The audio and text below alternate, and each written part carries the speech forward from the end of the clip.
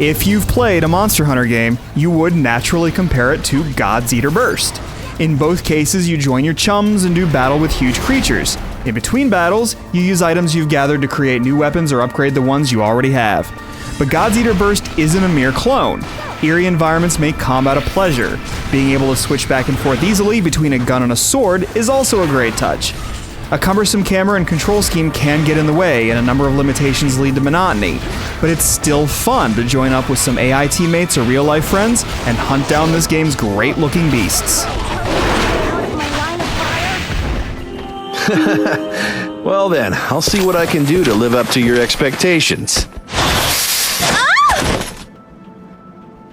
Whoa! God's Eater Burst takes place on a ravaged Earth. You're part of Fenrir, an organization that seeks to destroy beasts known as Aragami. You and your teammates are the God's Eaters. Your friends aren't very interesting, just typical stereotypes like the brooding teen, the enthusiastic girl with a dark secret, and so on. But the plot takes enough twists and turns to get you interested. But the plot is secondary to the action.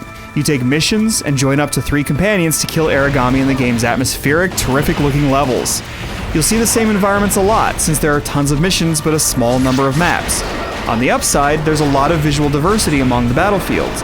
Plus, unlike the Monster Hunter games, there are no loading times separating one part of the map from another. The monsters you fight look awesome. Over the course of the game, you meet new Aragami and old ones evolve in different ways. This helps stave off some of the repetition that comes from replaying missions that aren't a whole lot different from each other. And you get 3 AI teammates to help, or can invite up to 3 friends in ad hoc play. Each of you gets a melee weapon and a gun, and you can switch between them at will. You can't just fire bullets anytime you want, though. Your ability to shoot is limited by a meter that you fill by landing melee attacks. Battles are intense but fun and are made more interesting by the ability to devour. By holding a button, you can use your melee weapon to chomp on your target. If you successfully pull it off, you enter burst mode. Then, for a limited time, you do extra damage and can double jump, among other benefits. Burst mode is helpful, of course. Not to mention, it looks and sounds cool when your weapon transforms into those creepy jaws and takes a bite.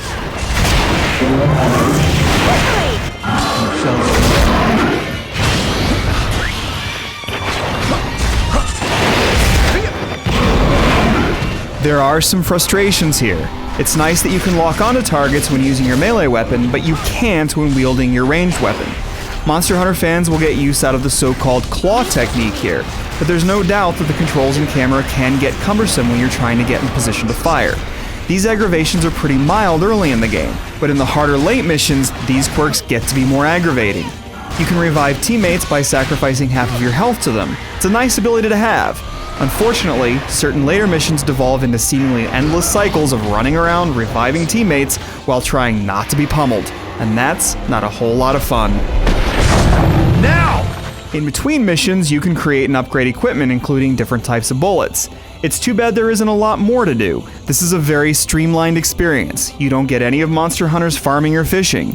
You can fashion new clothing, but it's just cosmetic. There isn't any armor to customize. The focus on all combat in all the same places all the time can lead to some tedium, but different types of Aragami keep you on your toes. In addition, the beauty of the environments and the fairly interesting plot help keep things moving along. You'll deal with some flaws, but enjoyable battles and a sinister atmosphere make God's Eater Burst a worthwhile reason to gather up your buddies and start an adventure.